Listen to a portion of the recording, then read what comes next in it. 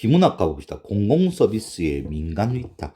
공공서비스를 민간에 맡긴다. 이 말이죠. 위탁, 맡깁니다. 정부는 공공의 이익을 위해, 포 나왔습니다. 뭐를 위해? 진짜 위하는지 항상 따져봐야 되는 거. 정책을 기획하고 수행하여 유형 또는 형태가 있다가 유형, 형태가 없으면 무형, 생산물인 공공서비스를 공급한다. 누가? 정부는. 주어를 찾고 공급한다. 서술어 찾고 무엇을? 공공서비스를. 목적어. 무엇을 위해? 공공의 이익을 위해. 그러면 첫 번째 문장 끝났다. 그죠? 첫 번째 문장을 이렇게 꼼꼼하게 읽는 이유는 뭐 때문입니까? 여기에 핵심이 다 들어있거든. 정부는 공공의 이익을 위해 공공서비스를 공급한대. 그죠? 공공서비스의 특성은 배제성과 경합성. 이제 지워야겠네. 배제성과 경합성. 항목이 두 개 나오면 항상 헷갈리게 하려고 노력하죠. 우린 절대 헷갈리면 안 됩니다. 배제성과 경합성 개념으로 설명할 수 있대. 자, 일단 배제성이 뭔가 정의부터 들어가 봅시다. 정의의 설명 방법. 자, 배제성은 대가를 돈을 지불해야 사용 가능한 성질. 끝. 경합성은 한 사람이 서비스를 사용하면 다른 사람은 사용할 수 없다. 끝. 쉽습니다. 그죠? 이러한 배제성과 경합성의 정도에 따라서 공공서비스 특성이 결정됩니다. 예를 들어 for example, 별로 안 중요합니다. 빨리 갑시다. 국방이나 치안은 사용자가 비용을 직접 지불합니까? 안 하죠. 안 합니다. No. ANY 바꿔치기 나올 수도 있으니까 요만큼 미리 해둡시다. 지불 안 한댔는데 지불한다고 바꿔치기 하면은 ANY 바꿔치기죠. 또 여러 사람이 한꺼번에 사용할 수 있대. Yes. 돈은 안 내고 한꺼번에 사용할 수 있기 때문에 배제성이 없죠. 돈은 안 내니까. 경합성도 없죠. 그래서 배제성과 경합성 모두 everybody 없대. 이에 비해 대립됩니다. 우리 배제성은 없지만 돈은 안 내도 되지만 많은 사람이 한꺼번에 사용하는 것이 불편하여 경합성이 나타나는 경우도 있답니다. 뭔데? 무료로 이용하는 공공도서관 이용자가 많아서 도서관 열람이나 대출이 제한될 수 있는 경우.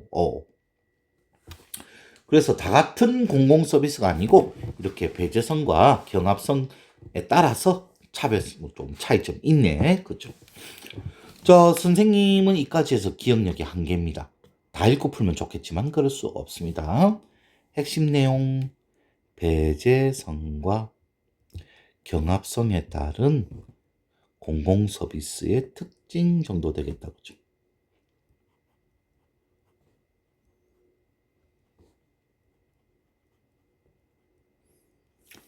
윗글에서 언급한 내용이 아닌 것은 공공서비스의 제공의 목적 무엇을 위하여? 공공의 이익을 위하여 있었습니다. 첫 번째 문단의 첫 번째 문장 꼼꼼하게 읽었지. 그죠? 공공서비스 공급하는 주체 누가? 정부가. 공공서비스 범위 몰라? 수익 산성 몰라? 민간이득 방식 몰라?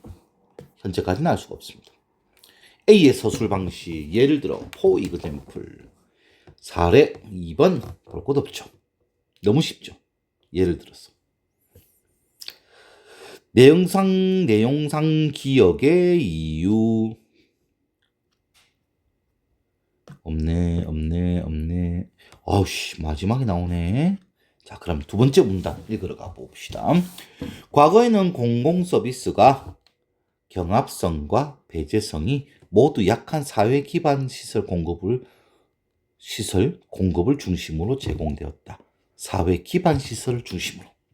이런 경우 서비스 제공에 드는 비용은 주로 세금을 비롯한 공적 재원, 공공의 돈 충당한다. 하지만 복지와 같은 개인 단위의 공공서비스에 대한 사회적 요구가 증가함에 따라 원인이죠. 인과입니다. 결과는 공공서비스의 다양화와 양적 확대가 이루어지고 있다. 이로 인해 또 이것이 이유가 돼가지고 또 뭐가 나옵니다. 이런 이유로 인해 정부의 관련 조직이 늘어나고 행정 업무의 전문성 및 효율성이 떨어지는 문제점이 나타나기도 한다. 이 경우가 어떤 경우입니까? 전문성과 효율성이 떨어지는 경우죠. 정부는 정부 조직의 규모를 확대하지 않으면서도 서비스의 전문성을 강화할 수 있는 민간 위탁 제도를 도입할 수 있다. 그러면 민간 위탁 이게 나온 배경이다, 그죠? 왜 민간 위탁하는데? 정부 조직 규모를 확대하지 않으면서도 이런 공공 서비스의 질과 양을 늘리기 위해서, 그죠? 민간 위탁이란 공익성을 유지하기 위해 서비스 대상이나 범위에 대한 결정권과 서비스 관리 책임은 누가 갖습니까? 정부가 갖는데 서비스 생산은 민간 업체에 맡기는 것이다. 민간 위탁 제도가 나온 배경이겠죠? 위탁 제도가 필요한 이유? 나오게 된 배경? 그죠? 이쯤이 핵심 내용이겠습니다. 1번 범위가 확대된 배경. 왜 범위가 확대됐습니까? 공공 서비스에 대한 사회적 욕구가 증가했기 때문에. 공공 서비스 수익 산정 방식 몰라. 공공 서비스의 민간 위탁 방식. 주체는 결정권은 정부가 갖되 생산은 민간이 해라. 나왔죠. 그럼 답 4번 오케이. 정부가 공공 서비스를 제공하는 근본적 이유, 공공의 이익. 왜 기대 수준에 못 미칩니까? 모르지. 아직 안 읽었지. 기억은 마지막에 나오고 A, B, C, D도 한참 더 가야 될 것 같습니다. 자, 세 번째 운영 방식이 이제 나오네. 가장 일반적인 것이 경쟁 입찰 방식. 이는 일정한 기준을 충족하는 민간업체 간 경쟁 입찰을 거쳐서 서비스 생산자를 설정 계약하는 방식이다. 공원과 같은 공공시설물 관리 서비스가 이렇다. 이 경우 정부가 직접 공공 서비스를 제공할 때보다 시간이 너무 늦어서 선생님이 잠이 오는가 봐. 여러분들은 자면 안 됩니다. 졸음을 쫓아내 봅시다. 서비스의 생산 비용이 절감될 수 있고 장점이네. 정부 재정 부담도 경감 줄어들 수 있대. 오호, 장점. 다음으로는 면허 발급 방식이 있다. 이는 서비스 제공을 위한 기술과 시설의 기준을 충족하는 민간업체에게 정부가 면허를 발급하는 방식이다. 자동차 운전면허 시험, 산업 폐기물 처리 서비스 등이 이에 해당된다. 이 경우 공공 서비스가 갖춰야 할 최소한의 수준은 유지하면서도 공급을 민간의 자율에 맡겨서 공공 서비스 수요와 공급이 탄력적으로 조절되는 효과. 마지막 C, 보조금 지급 방식. 민간이 운영하는 종합복지관 같이 안정적인 공공 서비스 제공이 필요한 기관에 보조금을 주어 재정적으로 지원하는 것이다. 여러모로 좋은 것들이 많네. 방식 3가지가 나왔습니다. 드디어 최종 목표 기억이 여기 있네. 하지만 민간업체는 수익성을 중심으로 공공 서비스를 제공하기 때문에 이유. 결과는 수익이 나지 않을 경우에는 민간 위탁 업체가 제공하는 공공 서비스가 기대 수준에 미치지 못할 수도 있다. 1번 서술형 답이 나왔네. 그죠? 이익을 추구하다 보니까. 그죠? 그래서 지하철 같은 거는 민간업체에 맡기면 안 되죠. 그죠? 또한 민간 위탁 제도에 의한 공공 서비스 제공의 성과는 정확히 측정하기 어려운 경우가 많아서 하나 더 있었네. 평가와 개선이 지속적으로 이루어지지 않을 때에는 오히려 민간 위탁 제도가 공공 공익을 저해할 수도 있다. 영국이 그렇대. 영국 수도가 빅토리아 여왕 시대 때 관이 깔려 있대. 그 수도 회사를 그 민간 업체에다 위탁을 했거든. 그 걔네들은 수익만 얻지 뭐 시설 정비한다고 돈을 안 쓰잖아. 그래서 영국의 수도가 그렇게 더욱더 안 좋은 거래. 아이고. 자, 드디어 기업. 민간 위탁 제도의 도입을 결정할 때에는 서비스의 성격과 정부 관리 능력 등을 면밀히 검토하여 신중하게 결정해야 된다. 왜? 부작용이 있잖아. Why? 부작용이 있잖아, 부작용이. 애들 수익성만 따지다 보니까. 민간업체에 위탁하는 공공서비스가 사회 기반 시설의 공급에 집중되어, 이건 당연히 좀 해야 되는 건데, 말도 안 되는 거고. 민간 위탁 제도에 의한 공공서비스 제공에는 공공서비스의 공익성을 불안정하게 만들 수 있는 위험 요소가 존재하기 때문이다. 민간업체에 맡겼더니 공익성을 불안정하게 만든다. 그렇죠. 수익을 추구하다 보니까 어느 정도 답이 되겠습니다. 민간 위탁은 대부분 면허 밟고, 그걸 우리가 어떻게 알아? C가 많다고? 모르지. A, B, C 중에서 무엇이 제일 많은지 알 수가 없잖아. 그죠? 적절한 거 찾기니까. 민간 위탁에 의해서 공공서비스가 제공되면 정부의 보조금 지급이 필수적이다. 보조금 지급이 C죠. 꼭 필수적인 거 아니었죠? A하고 B하고 C가 있는데 C가 보조금 지급이었죠? 띡. 공공서비스 공급을 확대하기 위한 정부의 민간 위탁 방식이 단일화되어 있으니까 세 가지로 나누어져 있는데 말이 안 되는 소리더라고요. 정답은 2번. 윗글을 바탕으로 사회 기반 시설 중심으로 한 공공서비스의 제공과 민간 위탁 제도의 공공서비스 제공이 갖는 문제점을 비교하여 서술하시오. 이렇게 제공을 하면 어떤 문제점이 있는가? 응? 확대되지 않는다, 그죠? 요즘은 더 많은 것들을 원하고 있기 때문이죠. 민간 위탁 제도는 의한 공공서비스 제공에 갖는 문제점, 얘들은 수익성을 따지다 보니까 제대로 제공이 안 될 경우가 생긴다. 이런 거였죠. 자, 낱말 문제. A, B, C를 이용하여 만든 문장, 적절하지 않은 것은 A. 열람, 도서관 열람, 책 보는 거잖아. 그는 행사 관련 서류를 열람을 볼 수 있도록 집행부에 요구했다. 되겠죠. B. 그는 회사의 자금을 충당, 모자란 것을 채우다. 충당, 모자라는 것을 채우다. 재원으로 충당한다. 맞죠. C는 경감, 뭐를 줄여주는 거죠. 무엇이 줄어들다. 직원들의 노력에도 회사의 손익은 계속 경감될 뿐이에요. 줄어들다.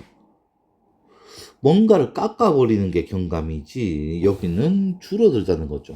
어떤 것을 깎아낼 때, 깎아줄 때 경감이죠.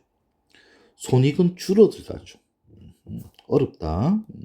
둘 다 마이너스 성질을 가지고 있기 때문에 조금 어렵네. 안 좋은 것을 좋게 바꾸다. 무엇을 막다. 되는 것입니다.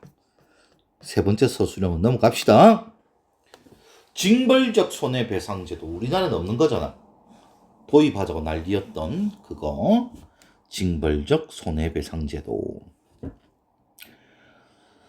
사회 구성원들이 경제적 이익을 추구하는 과정에서 불법 행위를 감행하기 쉬운 상황일수록 이를 억제하는 데 금전적 제재 수단이 효과적이다. 돈 내놔 이거죠. 현행법상 불법 행위에 대한 금전적 제재 수단에는 민사적 수단인 손해배상, 형사적 수단인 벌금, 행정적 수단인 과징금 있으며, 이것도 헷갈리게 하려고 하겠죠. 우리를 하여금 계속 헷갈리게, 우리를 힘들게 할 겁니다. 이들은 각각 피해자의 구제, 가해자의 징벌. 자, 피해자의 구제, 가해자의 징벌, 법 위반 시정을 고쳐 목적으로 한다. 그죠? A, B, C. 예를 들어 기업들이 담합 뜻이 뭡니까? 서로 합치는 거죠, 힘을. 우리 자유 경쟁해야 되는데 자기들끼리 입맞춤하면 안 되죠. 제품 가격을 인상했다가 적발된 경우 그 기업들은 피해자에게 손해배상했어요. 법원으로부터 벌금형 받을 수도 있죠. 행정기관으로부터 과징금도 부과받을 수 있습니다. 이처럼 하나의 불법 행위에 대해서 세 가지 금전적 제재가 내려질 수 있는데 제재의 목적이 서로 다르므로 중복 제재는 아니다 라는 것이 법원의 판단입니다. 오, 대단하네. 그런데 우리나라에서는 기업의 불법 행위에 대해서 손해배상 소송이 제기되는 일도 잘 없고 벌금이 부과되는 사례도 드물고 과징금 등 행정적 제재 수단이 억제 기능을 하는 경우가 많다. C가 대부분이다.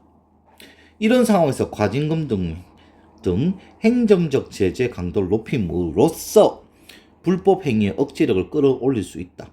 그러나 적발 가능성이 매우 낮은 불법 행위의 경우에는 과징금을 올리는 방법만으로는 억제력을 유지하는데 한계가 있다. 또한 피해자에게 기속되는 손해배상금과 달리 손해배상금은 그 피해자한테 가잖아. 벌금하고요 과징금은 국가에 기속돼 버립니다. 피해자가 보상을 못 받네. 이 때문에 적발 가능성이 매우 낮은 불법 행위에 대해 억제력을 높이면서도 손해배상에 대한 더욱 충실할 수 있는 방안이 요구되는데 이거 두 가지를 합쳐주세요. 그중 하나가 징벌적 손해배상이다. 억제력도 높이면서 그렇죠? 피해자에게 손해배상도 될 수 있도록 하는 거네요. 이 제도 뭡니까? 징벌적 손해배상 제도. 불법 행위의 피해자가 손해액에 해당되는 배상금에다가 플러스 알파 가해자에 대한 징벌의 성격이 가미된 배상금을 더하여 배상을 받을 수 하는 것을 내용으로 한다. 이게 뭡니까? 징벌적 손해배상 내용 정의네, 그죠? 일반적인 손해배상 제도에서는 피해자가 손해액을 초과하여 배상받는 것이 불가능한데 일반적으로 징벌적 손해배상 제도는 이것을 가능하게 한다 이거죠. 돈 더 내놔 이게 가능해진대. 그래서 참 특이합니다. 그런데 이 제도 징벌적 손해배상 제도는 민사적인 수단인 손해배상 제도이면서 피해자가 받는 배상금 안에 벌금과 비슷한 이거는 민사가 아니잖아. 배상금이 포함된다는 점 때문에 중복 제재 발생과 관련하여 의견이 이끌리며 이 제도 자체에 대한 찬반 양론이 이어지고 있다. 이 제도의 반대론자들은 징벌적 성격이 가미된 배상금이 피해자에게 부여되는 횡재라는 거죠. 미국은 이런 거 엄청 많잖아, 그죠? 스타벅스에서 커피 쏟았는데 그 배상금 막 매덕 받아내고 컵에 조심하세요라고 안 적혀 있어서 그렇다. 아휴 환장한다. 또한 징벌적 성격이 가미된 배상금이 형사적 제재 수단인 벌금과 함께 부과될 경우에 가해자에 대해서 중복 제재가 된다. 오호. 반면 찬성론자들은 징벌적 성격이 가미된 배상금을 피해자들이 소송을 위해 들인 시간과 노력에 대한 정당한 대가다. 따라서 징벌적 성격이 가미된 배상금도 피해자의 구제를 목적으로 하는 민사적 성격이다 라는 거죠. 징벌적 성격이 가미된 배상금과 벌금이 함께 부과되더라도 중복 제재가 아니다 라고 주장하는 거죠. 지금 관건은 핵심 쟁점은 이거네. 중복 제재냐 중복 제재가 아니냐 이거다 그죠.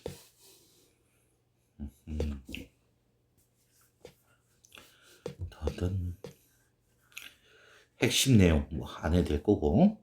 자, 윗글에서 다룬 내용이 아닌 것은 징벌적 손해배상 제도가 뭔지 나왔죠. 징벌적 손해배상 제도와 관련된 논쟁 중복 제재냐 아니냐 이거죠. 불법 행위에 대한 금정적 제재 수단의 종류 A, B, C가 있었습니다. 징벌적 손해배상 제도 도입의 사례 없었지. 문제점은 현재 그 쟁점 중에서 중복이다 이거지, 그죠? 징벌적 손해배상 제도 도입이 요구되는 배경 있었나? 왜 필요해? 아하, 이렇게 안 되고 있어서 그랬죠, 그죠? 직접적인 도움이 안 되고 있죠. 이런 것들이 있었습니다. 그러면 정답은 4번. 과징금 불법 행위의 행정 맞죠? 과징금이 C 행정이었습니다. 기업이 담합해 제품 가격을 인상한 행위는 불법 행위 맞죠? 불법 행위로 인한 피해자는 손해배상을 구제받는 것이 가능하다. 손해배상 맞죠? A가 손해배상.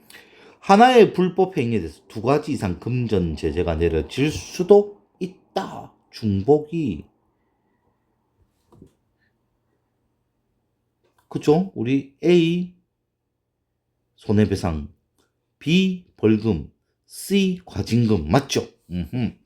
우리나라에서는 기업의 불법 행위를 과징금보다 벌금, 우리는 과징금을 많이 한다 그랬지. 기억납니까? 쌤 기억나는데.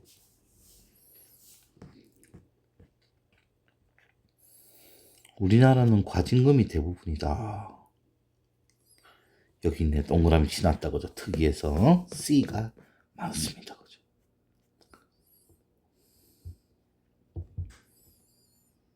수행하는 이유 막아야지. 그럼 기업 정부가 막지 누가 맞아?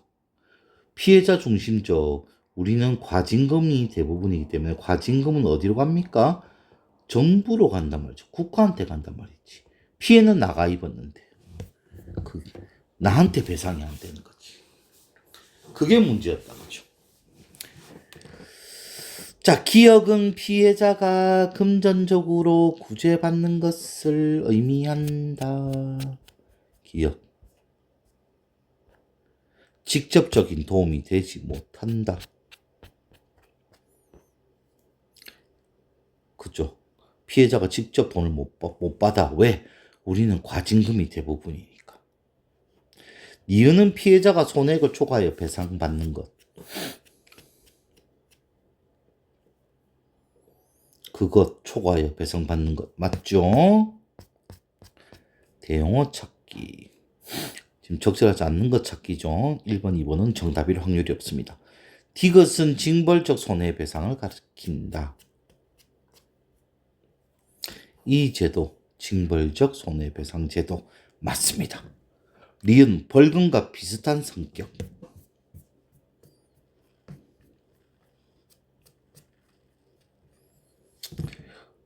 행정적 제재 수단. 잠깐만 있어봐. A, B, C가 있는데 C 과징금이 행정적인 거잖아. 바꿔치기 했네. 이게 답이네.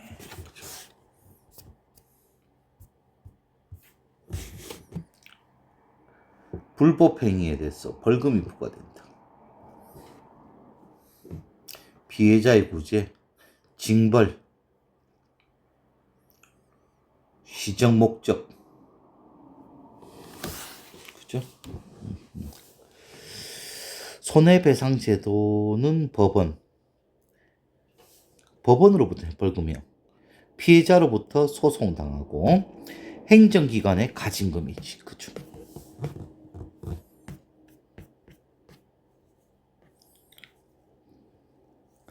윗글을 바탕으로 징벌적 손해배상 제도에서 불법 행위의 피해자가 받는 배상금의 구성 요소와 그중 이 제도의 반제론자들이 횡재라고 보는 구성 요소가 뭐냐 이거지. 불법 행위의 피해자가 받는 배상금 피해액 플러스 그 외에 여러 가지 플러스 알파가 붙었다 그죠. 그래서 반대론자들은 이거 완전 횡재 아니야 이거죠.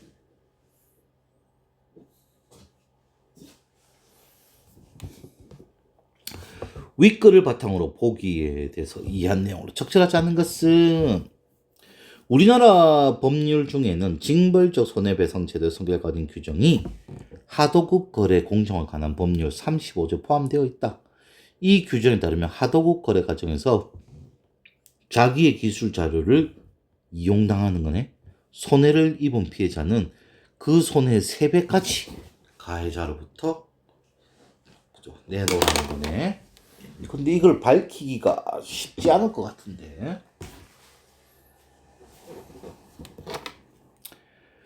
피해자가 받는 배상금은 국가의 기속 아니죠. 국가는 벌금이랑 과징금이죠.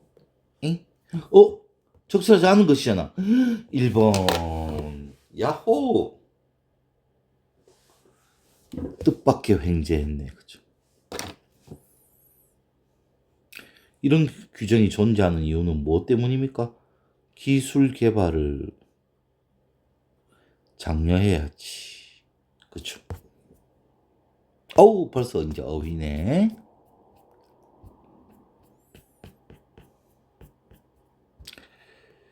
뒤에 일어날 일, 훗날. 국가사회 안녕과 질서를 유지한다. 치안.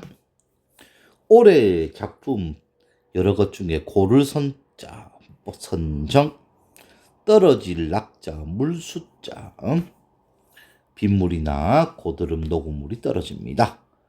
꽃이 활짝 폈습니다. 무형, 형상이 없다. 형체가 없다. 어정어정거리다. 사람의 손이 가지 아니한 자연 그대로의 살림, 원시림. 책이나 문서 따위를 쭉 훑어보거나 조사하면서 봄, 열람. 잘못된 것이나 부족한 것을 고치는 거죠. 근무 환경 개선, 안전 시스템 개선, 군사제도 개선. 개선 부대는 승리하고 돌아온 부대죠. 4번. 바꿔 쓸 수 없는 것. 울창하다, 빽빽하다, 빈약하다, 반대말. 무성하다, 창창하다. 부유스름한, 부연, 뚜렷한, 이런 반대말이네. 또 2번. 흐릿한, 희끄무레한. 절감, 줄였다 이거죠. 가중은 반대말이죠. 경감, 절약, 줄어들었다. 그렇죠. 1592년 임진왜란이네. 조선을 침략해 임진왜란을 일으킨 일본은 부산진과 동래성을 장악한 뒤 순식간에 한양에 진격했다. 이때 요거는 고사성어가 뭐라고 해야 되지? 터진 본물, 그죠? 속담이네. 그거는 파죽지세. 대나무를 쪼갠 것 같다. 파죽지세. 당시 미처 전쟁에 대비하지 못했던 조선의 군사들은 제대로 싸워보지도 못하고 무너졌다. 충주 탕금대에서 신립이 이끄는 결사대가 신무기인 조총으로 무장한 일본군에 전멸을 하였고 용인에 모인 수만의 조선군마저 와해 흩어져 버렸다. 결국 이로 인해 한양마저 왜군의 손에 들어가고 말았다. 불과 20여일 만의 일이었다. 조선의 제14대 임금인 선조는 평양성을 거쳐 의주까지, 일본 앞바닥, 중국 앞에까지 갔죠. 백성들을 버리고 피신한 왕의 성난 군중은 한양 경복궁을 불태워버렸다. 조선의 상황은 그야말로 바람 앞에 촛불, 백척간두. 방략무인, 아주 교만한 거. 거꾸로 먹이는 효도. 까마귀는 늙으면 자식이 새끼를 먹인대. 백아가 검은고변을 모두 잘라버렸다. 종작이라는 친구가 죽었을 때 한 짓이죠. 정답은 3번. 이래서 우리 3주차는 2주차 이거 했잖아.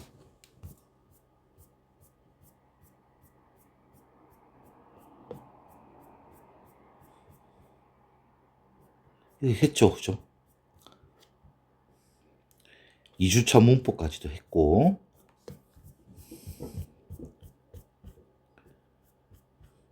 2주차 가제, 2주차 과제 풀이는 3주차 때 하는 거잖아. 높임 표현.